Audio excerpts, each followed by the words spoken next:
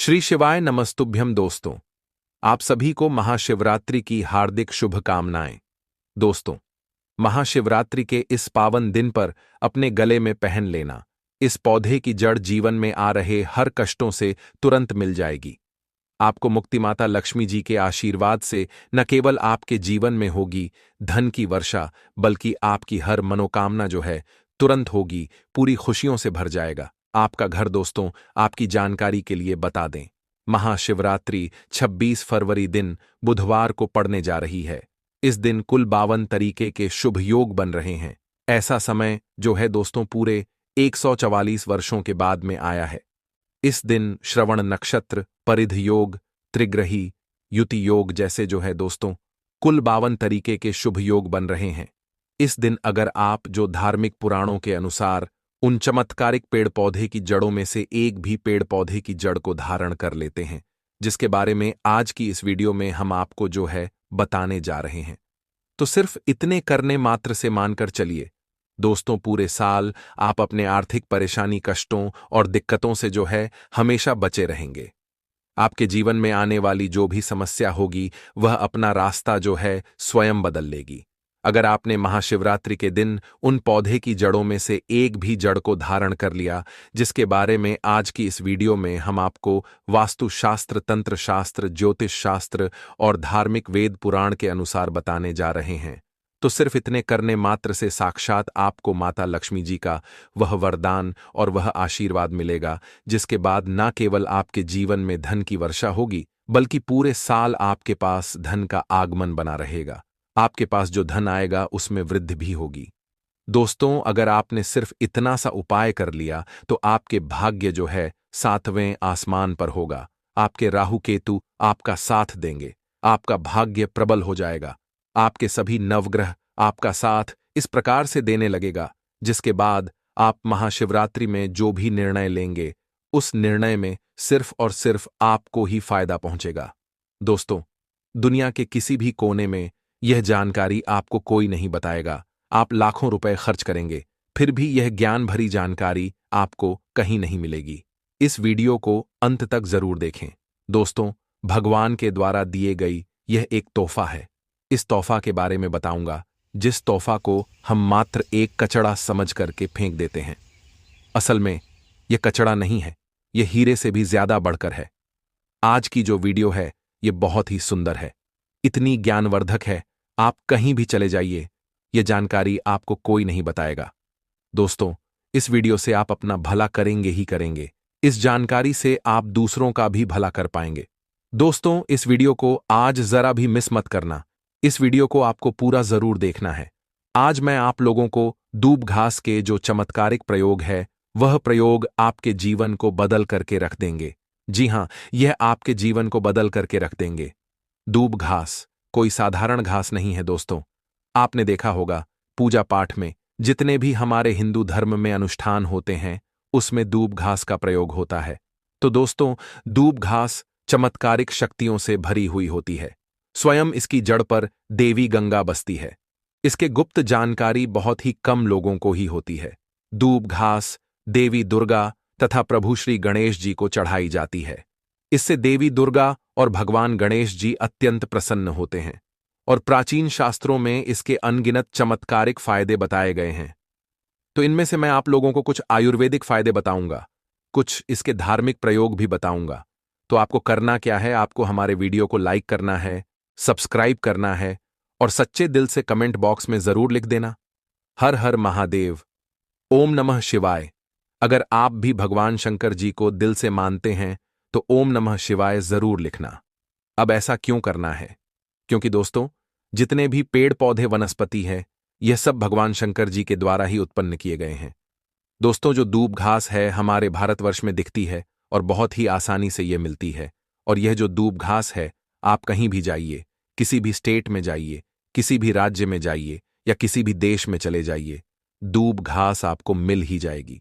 दूब घास की एक खास बात है, यह कम पानी में पनप जाती है, अर्थात इसमें कम पानी लगता है।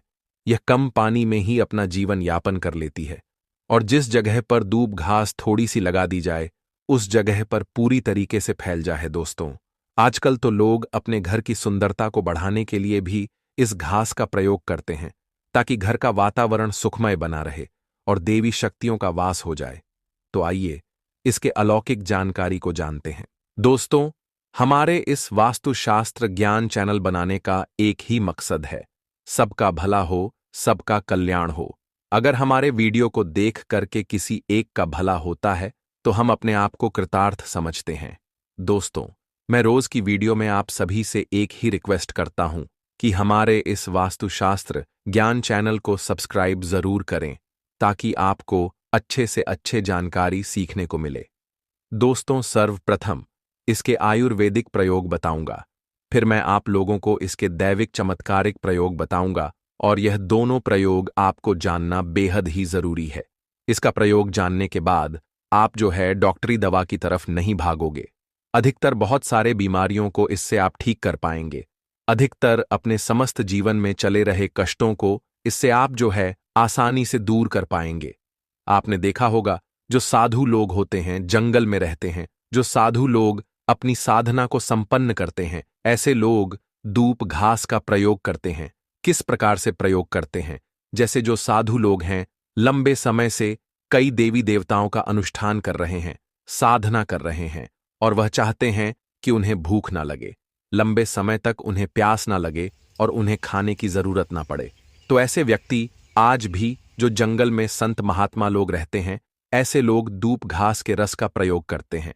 21 दिनों तक भूख नहीं लगती है। आप 21 दिनों तक बहुत ही आसानी से आप अपनी साधना को संपन्न कर सकते हैं। हमने एक अपने गुरु से इसके बारे में भी चर्चा किए थे। इसके बाद यह शरीर के तासीर को ठंड रखती है। जैसे किसी कारणवश अभी गर्मी का सीजन चल रहा है। गर्मी के सीजन में हमारे शरीर में काफी लू लग जाती है, हमारे शरीर में गर्मी बढ़ जाती है, हमारे शरीर के तासीर जो है बढ़ जाती है। गर्मी का टेम्परेचर बढ़ जाता है और हम परेशान हो जाते हैं। इसके लिए हम बहुत सारे दवा भी प्रयोग में लाते हैं ठंडक प्राप्त करने के लिए, लेकिन उससे 1000 गुना फायदा यह दूब घास देती है। यह शरीर के तासीर को ठंडक प्रदान करती है। आपको इसके लिए क्या करना होता है? 1 कप रस दुर्वा घास का निकालना है। कितना निकालना है? जब आपके शरीर की तासीर गर्म पड़ जाए, याद रखें, आपके शरीर यदि बहुत ही ज्यादा गर्म हो जाए, गर्म पड़ जाए, तो 1 कप रस दुर्वा घास का आपको निकालना है और 5 कप आपको मिश्री के दाने उसमें डालना है और इसे घोल करके पीस जाना है। आपके शरीर का कितने भी टेम्परेचर बढ़ा हो, गर्मी के कारण हो, चाहे किसी भी कारण हो, आधे से 1 घंटे के भीतर में तुरंत ही कम हो जाएगा और आपके शरीर को काफी हल्का लगेगा। आपके शरीर का कायाकल्प भी करने का काम करती है। कैसे भी तेज गर्मी हो, उसे यह दूर कर देती है और आपके शरीर में ठंडक प्रदान करती है।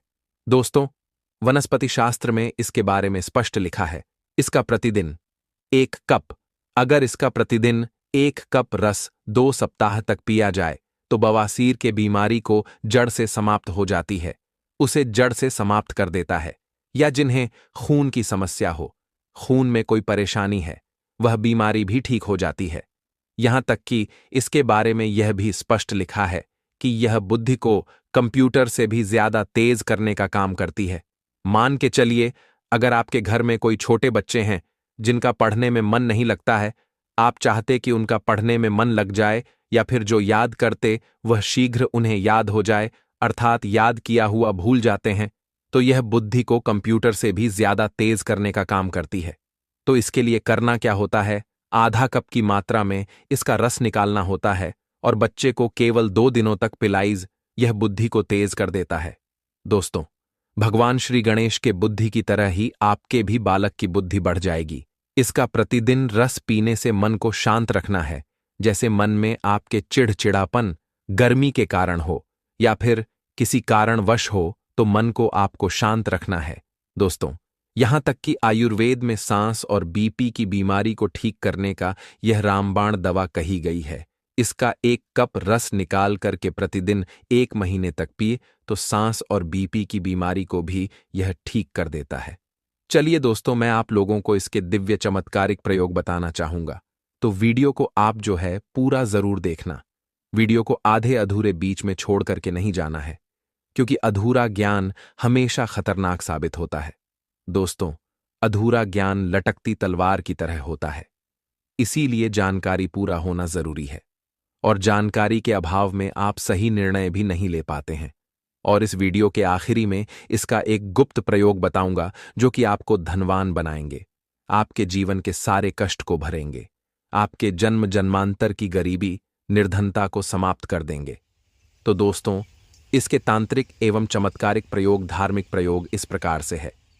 इसे पीस करके तिलक लगाने से, इसे पीस करके तिलक लगाने से, अर्थात इसकी जड़ को पीस करके, दूब घास का जो सफेद दूब घास होता है, इसकी जड़ को पीस करके तिलक लगाने से बुद्धि को स्थिर रखता है, चेहरे का तेज बढ़ता है, आप आकर्षण का केंद्र हो जाते हैं।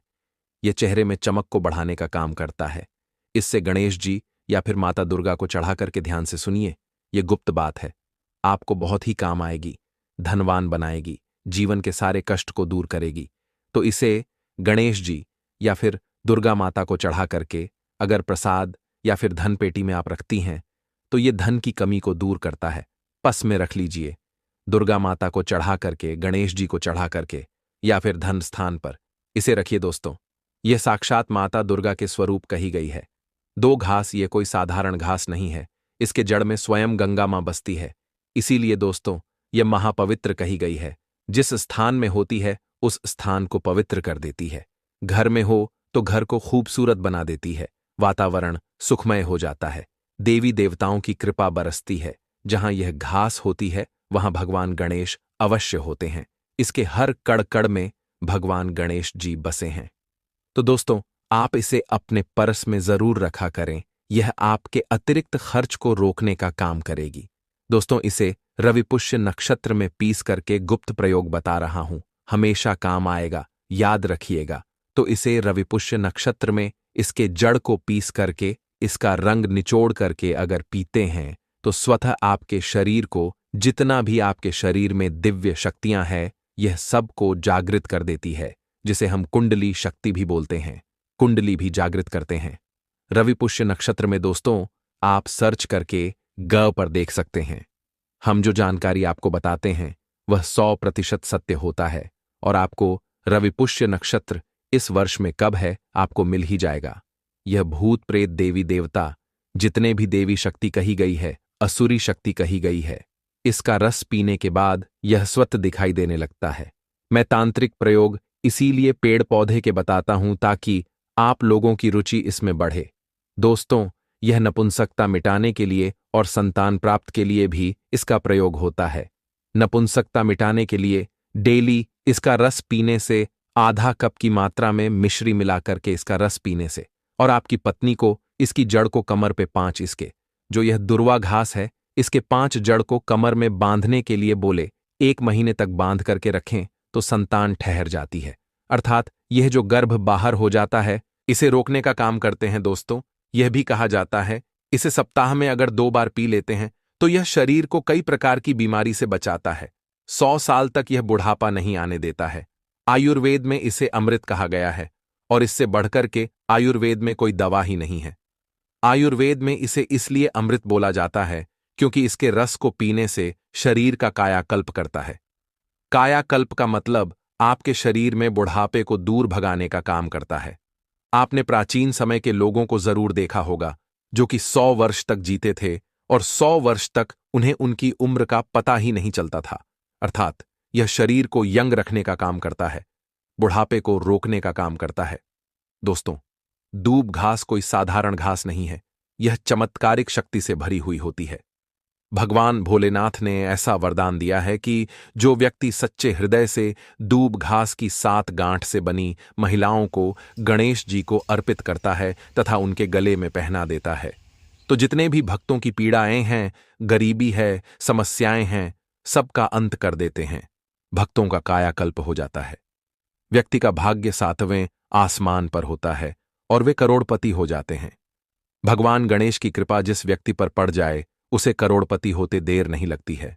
सोना चांदी, हीरा मोती, महंगी रत्न से भी ज्यादा कीमती है। दुर्वा घास भगवान गणेश को एक घास मात्र अर्पित कर देने से वह इतना प्रसन्न हो जाते हैं कि आप अनुमान भी नहीं लगा सकते।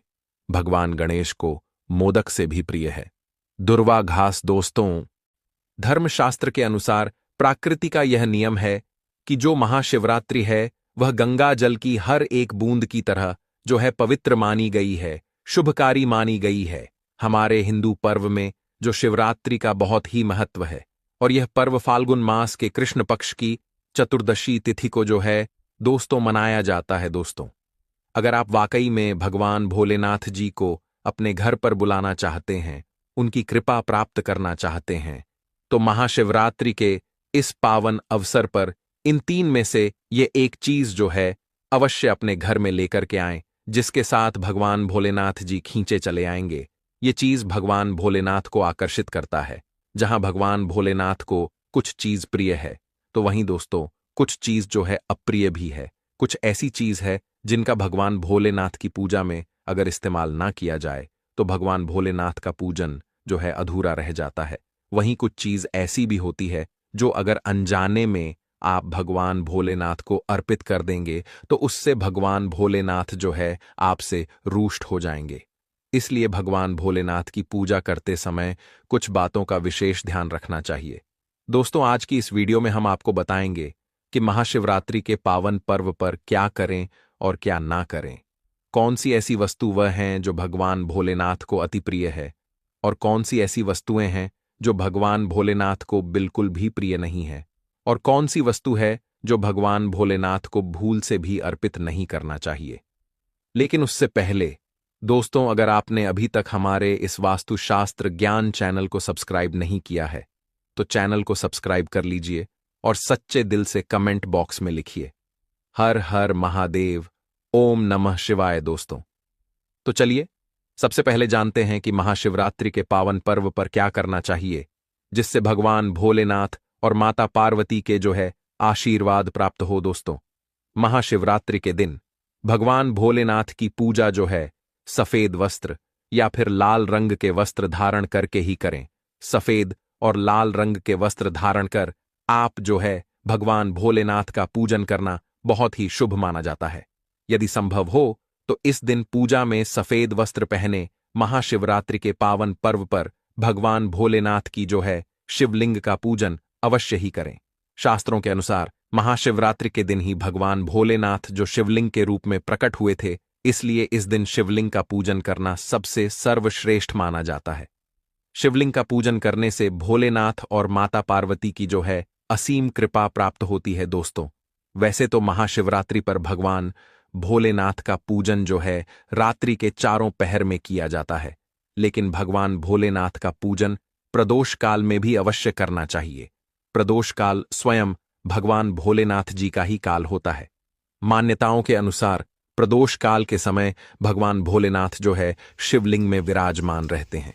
इसलिए महाशिवरात्रि के पावन पर्व पर आप जो है दोस्तों प्रदोष काल में भगवान भोलेनाथ का पूजन अवश्य ही करें।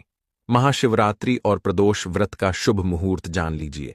दोस्तों, महाशिवरात्रि के जो शुरुआत 26 फरवरी 2025 को बुधवार के दिन 11:08 पर शुरू होगी और इसका समापन जो है दोस्तों 27 फरवरी 2025 को गुरुवार जो है सुबह 8:54 पर होगा। उदय तिथि के मुताबिक महाशिवरात्रि का व्रत जो है 26 फरवरी बुधवार को ही रखा जाएगा। दोस्तों, महाशिवरात्रि का मतलब है भगवान शिव का रात्रि के समय में पूजन करना। इससे भगवान भोलेनाथ के साथ साथ माता पार्वती अति शीघ्र प्रसन्न हो जाएंगे और आपको जो है मनचाहा वरदान देंगे। महाशिवरात्रि पर भगवान शिव के साथ अगर आप जो है माता पार्वती जी का पूजा करते हैं, मतलब अगर आप जो है माता पार्वती जी की अवश्य ही पूजा करें। ऐसे करने से आपको भगवान शिव के साथ साथ माता पार्वती जी का आशीर्वाद प्राप्त होगा। महाशिवरात्रि के दिन भगवान भोलेनाथ की जो है शिवलिंग पर बेलपत्र अवश्य ही अर्पित करें। बेलपत्र भगवान भोलेनाथ को अति प्रिय है। बेलपत्र के बिना भगवान भोलेनाथ का जो पूजा है उसे दोस्तों अधूरा माना जाता है। दोस्तों, बेलपत्र एक एक पत्ता को नहीं माना जाता है। एक डंडी में जो 3 पत्ते जुड़े होते हैं उन्हें बेलपत्रा कहा जाता